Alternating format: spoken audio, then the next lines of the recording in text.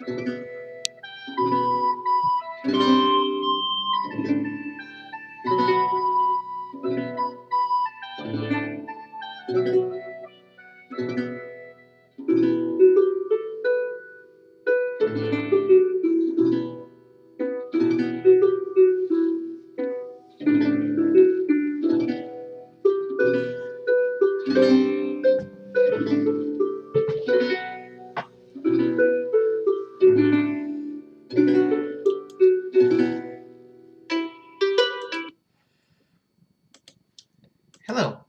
and welcome to History of England, episode 24, Lord of the Dance.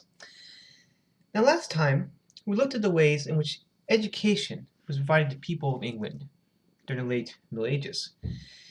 And I spent some time looking at the first few years of the reign of King Edward IV, the first Yorkist king of the Yorkist dynasty.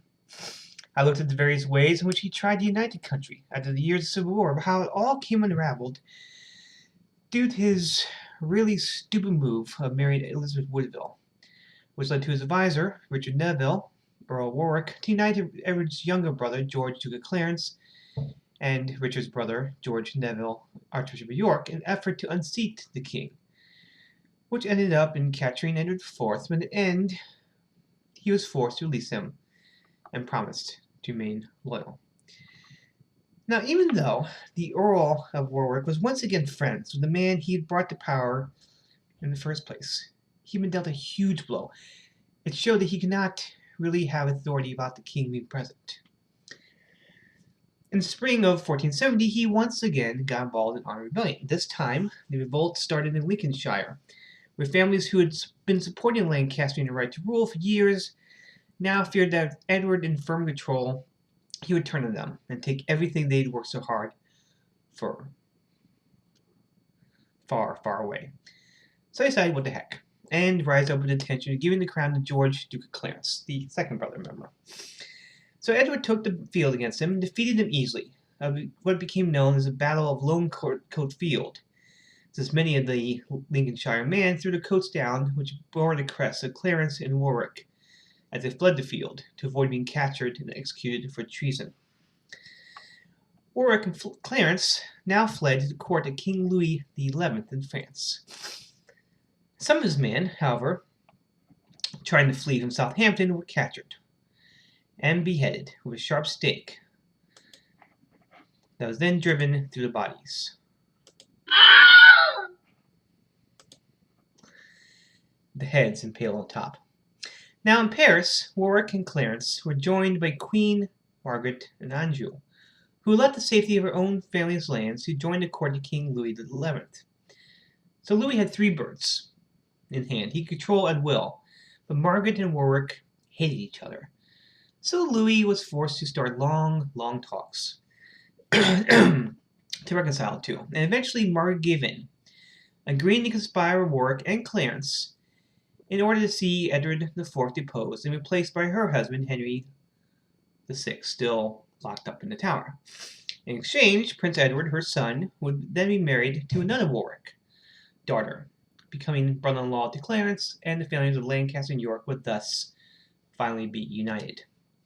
So as Warwick and his allies started to plan the invasion of England, Edward kept his eyes on the southern coast.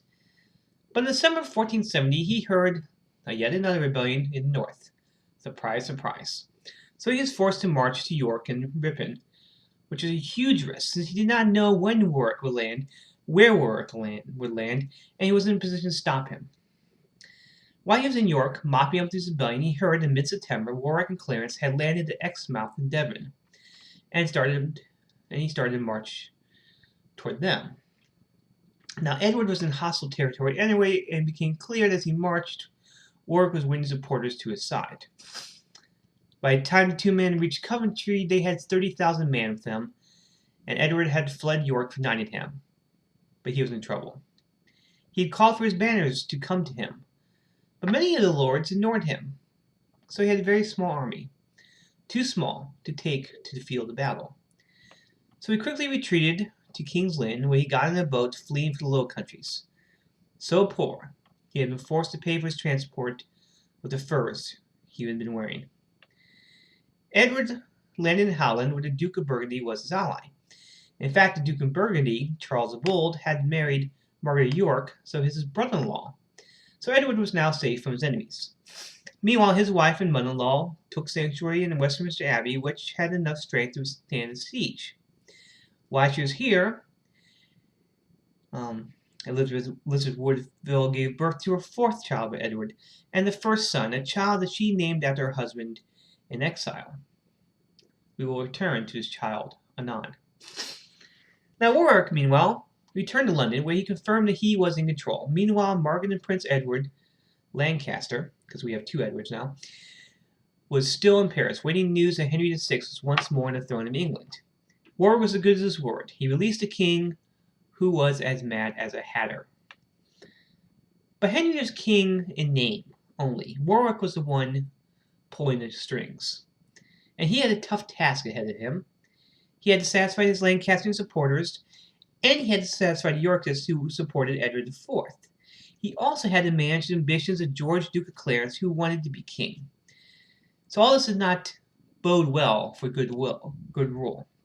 The English nobles were tired of the backstabbing and fighting the last 20-some years, and simply decided to support whoever was strongest at a particular moment. So while they were waiting, there's another reversal of fortune, which complicated this strange, elaborate civil war.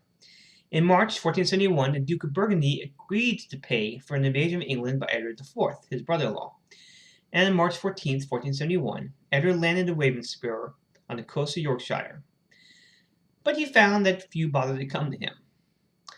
And in fact, the city of York only allowed him to enter when he stated he had not come to claim his crown, but only the father's title of Duke of York once more. But no matter his stated intentions, he started marching toward London. And when he heard this, Warwick had started to gather his forces outside Coventry. And so he turned toward that city. Now at this point, the Duke of Clarence switched sides and joined his brother. It may be that with Henry VI once more on the throne, and his son Prince Edward ready to come back to England with Margaret of Anjou, that Clarence saw that he would not be king anytime soon.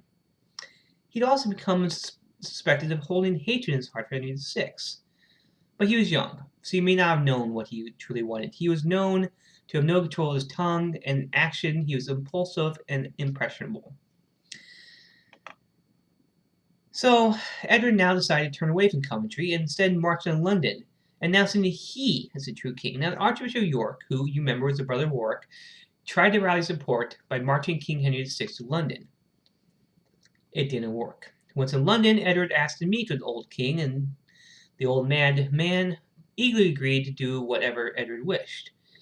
Edward wished that the king would be locked up again in the Tower of London, and so off marched the old man once more a prisoner. Edward then met with his wife and family, meeting his young son for the first time, and the next day marched his army out of London, where on April 14th they met the forces of Warwick at the Battle of Barnet, a small town north of London. There the Yorkist faction of Edward won, and Warwick was killed in a rout by the king's bodyguards who had been sent to capture him. The Earl of Warwick had never been a happy man. Lands and money had been given to him by Edward IV, and because of this he split from his benefactor, feeling he was better than the king. He stated he represented the rights of England, but he was simply a tool of faction and family. He won in glory, but in victory he was cruel and vindictive. He was a poor politician, a poor statesman, and in the end his vanity and ambition destroyed him. Now, while he was dying, Queen Margaret of Anjou and her son, the 17-year-old Prince Edward, had sailed from France. They landed at Weymouth in Dorset, were told the latest news, and Margaret knew she could no longer flee. She now must fight. So she made her way north, towards Bristol, and picked up supporters along the way. But she soon learned that Edward and his army were heading toward her from the east. On May 4th, 1471, the two forces met at Tewkesbury in Gloucester and fought the Battle of Tewkesbury. The Yorkists decisively defeated the Lancastrian enemy. After the battle ended, Prince Edward was found hiding in some nearby woods and was summarily executed by beheading.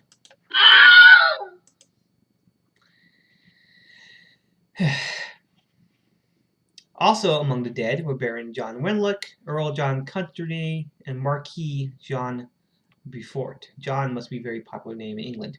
Anyway, the rest of the Lancastrians' enemies took shelter at Tewkesbury Abbey and pleaded for sanctuary.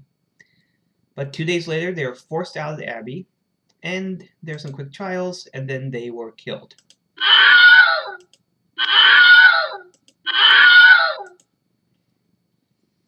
Margaret Andrew, broken in spirit, sent word to King Edward IV that she was his prisoner. He sent her to the Tower of London. Edward IV returned to London, victorious in battle, and was the man of the hour, popular all around London, the first English king to be treated in this way since Henry V. On the day he returned, May 21st, 1471, he visited the Tower of London.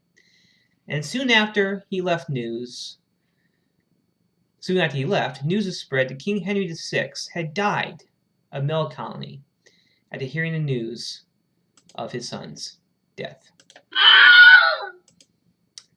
Despite the spin when his body was exhumed in the 20th century, the remaining hair on his skull showed dried blood on it, so it's most likely he had been murdered either by Edward IV, his brother Richard Duke of Gloucester, or one of the bodyguards around the king.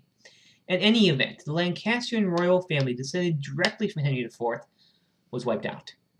Henry's body was taken to St. Paul's Cathedral, publicly displayed so that all could come see it. Margaret Andrew would stay in the Tower of London for 4 more years until King Louis XI ransomed her, and then she spent the rest of her life in France, broken in spirit, broken in money. The War of the Roses was over. It had been a war in which the opposing sides were engaged in an act of mutual destruction. The noble families of England had been noticeably thinned during the war, yet the fact is that at that time, pressure and circumstance always works against any noble house surviving for more than a few generations. I mean, just looking, if you calculate any period in English history, say 25 years in English history, 25% of the nobles would leave no sons to inherit their titles and so would disappear. There always had to be a steady flow of new blood to keep the land in good health, so the War of the Roses did not really interrupt what was essentially an ongoing, continuing process. In a larger sense, as well, the world went its own way, despite the disturbances of the war. The fact is that conflict did weaken the political body and loosen the ties between the realm and nobility, but there's really no evidence of general dissolution or dislocation. Few towns and cities were affected by disturbances, only those in the immediate vicinity of battles would have suffered. The huge resources of the church were not touched, and in general the clergy were simply distant observers of the conflict. The law courts of Westminster still held sessions, and judges still rode on circuit throughout England. Also, there's no sign of economic decline because of the war. By the 1470s, trade had been resumed, and the king himself took an active part in this trade. Now, England did suffer exhaustion and renewal, decay, and growth all at the same time. The first printing press in England was introduced into Westminster Abbey in 1476. 10 years later, England was introduced to the first water-powered pump at a coal mine in Finkel, near Durham. 10 years after that, England had its first blast furnace operating at Buxted in Sussex.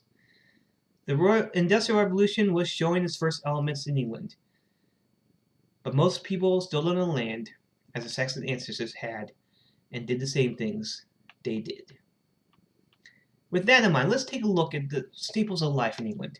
Now, during the time of the Romans, the English natives lived on wild garlic and onions, and the essential ingredients on the poor table was pottage, a thick stew of vegetables, grains, occasionally meat and fish. Now, the richer Anglo-Saxons ate wheat bread, but most of the people ate rye and barley bread. The main meat was pork, from the pigs allowed to roam free around the land. Now, the wealthy Englishmen, they would eat venison, and poultry and fish was often on the table for them, the fish being mostly salmon and herring, along with horse being on the table.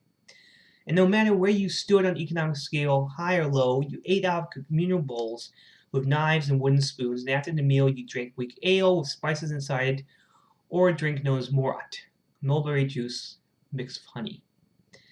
Now, the Normans did not have much of a different meal. The farming was pretty much the same, despite the invasions of William the Conqueror. But, Under William and under the Normans, the richer lords only ate wheat bread, which is why they were granted land that they could grow wheat on, and their bread was buns and cakes marked with crosses. On occasion, they would eat gingerbread as a treat. There's only one difference between them and the Saxons, however. They drank wine, not ale, not mead, not morat. The wine came from France. Now, historians have not found much cheese, butter, or milk was eaten or drunken by people unless you were very poor. Milk was mixed in with sweet treats, and olive oil was used instead of butter for cooking. Fresh fruit was considered to be unhealthy. The most common vegetables were scorned by all but the poor, who saw them as free food. In fact, the land was so fruitful that a peasant or a wanderer could survive from the field and hedges alone. Peas and beans, leeks and cabbages, grown in small gardens, often stolen by those who did not have these. In the end, the poor had a better diet than the rich man. By the time King John was king, and afterwards, meat was being flavored with spices like aniseed and licorice. The richer you are, the more you ate weird foods that the poor could not even dream of. For instance, grumpus and porpoise and seal and tongues of whales boiled with peas and or roasted. Birds like peacocks and herons often on the table. Salmon being sprinkled with salt and served every day. By the time Richard II had become king, most royalty and nobles were eating and enjoying a dish of shelled oysters and rabbit flavored with honey. They were eating fried pork mixed with saffron and raisins. They were served pheasant, not peasants. Pheasant mingled with cinnamon and ginger. So with this in mind, let us turn back to the political situation after the War of the Roses. Edward IV was now king without rival, and with his son Edward and yet another son, Richard, the dynasty of York could be seen to last for a few generations at least. He did have two brothers, George, Duke of Clarence, Richard, Duke of Gloucester, who, while they were happy in this situation, could be expected to seize power if time became right for them. Now, Gloucester had been loyal in the last stages of the War of Roses and been rewarded for his loyalty. Made Constable of England, he led the army of the king against the rebels and the flood of Edward, then came back with Edward and led the vanguard of the royal army at the Battle of Tewkesbury. In the fall of 1471, he was named Great Chamberlain of England, a position once held by Warwick. He was granted much of the territory of Warwick in the north of England and was given the hand of Lady Anne Neville, the younger daughter of Warwick, who once been married to Prince Edward Lancaster. Clarence, however, was still seen as a threat, still seen as a nuisance. He had proven disloyal to his brother time and time again. He now turned angrily his younger brother Richard.